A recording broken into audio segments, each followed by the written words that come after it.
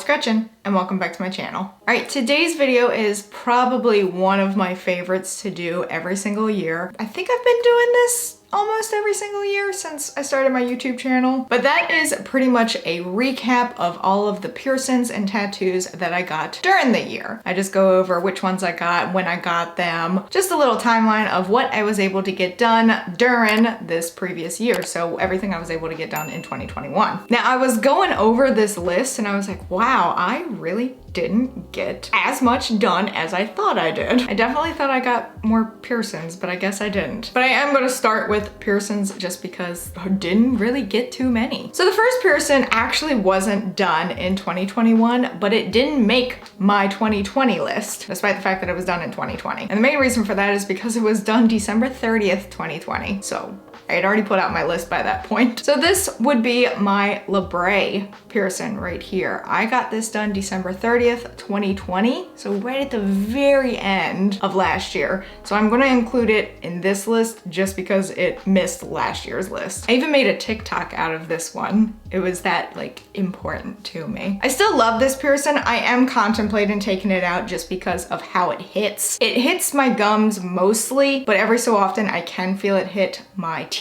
I have a pretty short bar, not the shortest, so I may try a shorter bar before I commit to taking it out. But yeah, it's just, I love it, but the whole teeth thing is kind of a bummer. Whereas like my philtrum doesn't hit my teeth at all, this one definitely does. But I'm gonna try jewelry swapping first before I commit to taking it out for good. Because it is a fun piercing. It's not like my favorite, so it won't hurt my feelings if I take it out. My philtrum is definitely next to my septum, my favorite. It would make me sad, but it wouldn't break my heart. But yeah, so technically this one didn't get done in 2021. I'm including it because the poor thing didn't make last year's list. So moving on to the actual piercing that I got done in 2021, that would be my second forward helix over here. So that would be this bottom one right here. This is the only piercing that I actually got done in 2021, which blows my mind that I only got one piercing done. Like really? I only did one this year? But I got this done July 5th of this year. It was actually for like celebrating my best friend's birthday because her birthday is July 3rd. So we were all hanging out together. She and her husband, me and my now fiance were all hanging out together, and she and I were like, let's go get piercings. We had made appointments. So like we had planned this out. This wasn't a spur of the moment thing for us. We had been planning this. She got her septum done.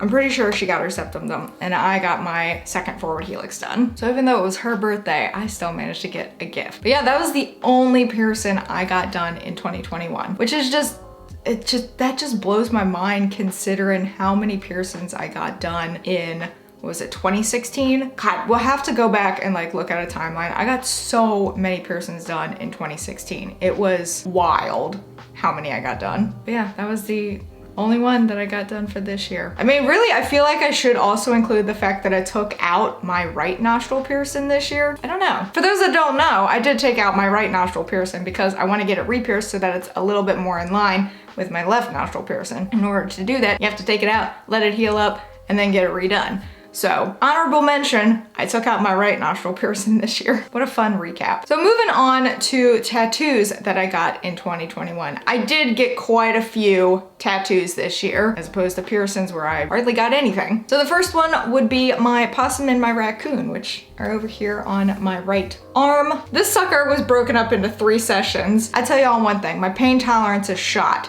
Once I got my ditch done, it all went downhill after that. My body just cannot handle long sessions anymore. So the first appointment for this tattoo was January 21st, and that was just the outline. That's all we did that day was the outline. Then I went back February 1st for color. But I'll tell y'all one thing. Everyone's like, this area doesn't hurt that bad. I beg to differ, because while this area, like the main part that faces out, may not hurt that bad, when you get around to the backside back here, this is a little spicy. It's sensitive back here, so it's a little spicy. So we didn't actually finish color that day. I tapped out. It was bad. I feel so bad when I have to tap out of an appointment, but my pain tolerance just is not what it used to be. So we did most of the color on February 1st, and then the final touches, which really wasn't that much. Like it was less than 45 minutes for that appointment. But then that was done February 27th. So this sucker took a long time to get through. I'm very glad it's done. I absolutely love it. And then even over here, like once you start to get to the inner bicep area, that's pretty spicy too. So my pain tolerance just isn't there anymore. The next was my lady head that is located on the back of my right calf. She matches the male head that I have on my left calf, and I got her done April 29th. Honestly, this was probably the easiest tattoo for me to get this year, if I have to be honest. For me, the calf doesn't hurt that bad. The only problem with getting your calf tattooed is that there are so many nerves down there that my leg was jumping so much during that appointment, and I just was like, I'm so sorry. She's like, as long as you don't kick me in the face, you're fine. I'm like, I'm trying really hard to make sure that doesn't happen, but since I can't lift my calf up here, if you haven't seen this one, I'll insert a picture so that you can see her, and then I'll show a picture of the male head so that you can see them together. They're like my little rockabilly vibe couple. I don't know, I love them so much. I also love that both of them have like a little tattoo on their neck, which is pretty cute, so they kind of match in that aspect. But yeah, that was probably my easiest tattoo to get done this year. Next up was my tarot card tattoo, which is over here on my left inner forearm. It's a hand holding the Queen of Wands. And this one was also broken up into 2 sessions. This time not because I tapped out, but because we accidentally didn't book enough time for this appointment. So unfortunately we got the outline done, and then my tattoo artist next client was there and she was like, I did not book enough time for you. I'm like, that's fine, I'll come back, we'll do color. Not the end of the world. So the outline was done July 9th. Very easy peasy to do, though I will say inner forearm can also be a pretty sensitive spot too. And then the color was done July 23rd. I had no problem, you know, just sticking with outline for the time being and then coming back for color. But I do want to say that it wasn't because I tapped out that time. I was good to go. But I also didn't mind the little, you know,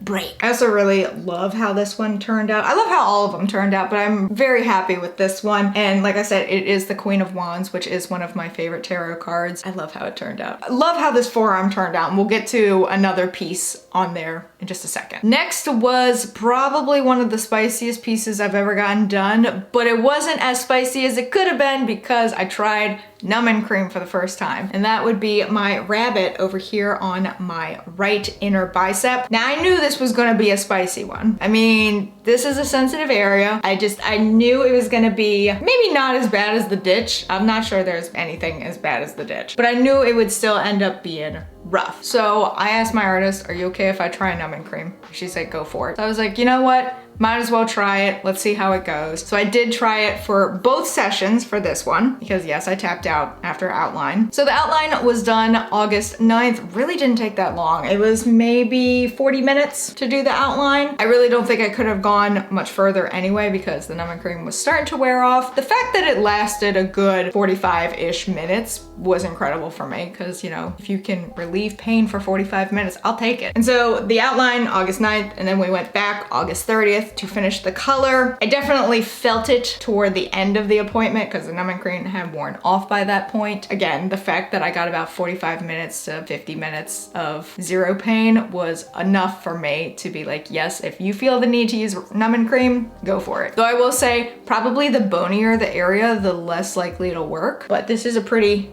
fleshy area, so it absorbed pretty well. All right, so this next one, I'm counting it as part of the tattoos that I got this year, and that would be my touch-up appointment for my eyebrows. For those that don't know, my eyebrows are microbladed. No, they are not microbladed red. I put eyeshadow on them every morning so that they match my hair. But my eyebrows themselves underneath are microbladed, and that's because if you saw my eyebrows prior to them getting microbladed, first, they had zero shape to them. Second of all, I'm a natural like platinum blonde, so they're non-existent. So if you look at me from afar, it looks like I have zero eyebrows. So getting them microbladed not only gave them a definitive shape, but it also makes it look like I have eyebrows when I wake up in the morning, which is great. But you're supposed to get them touched up every like 1.5 to 2 years. And so I was well overdue to get them touched up. They still looked fine, but they needed to be touched up. And so this was done September 28th. So I should be good now for another 1.5 to 2 years before they need to get touched up again. But because it is a tattoo of some sort, I'm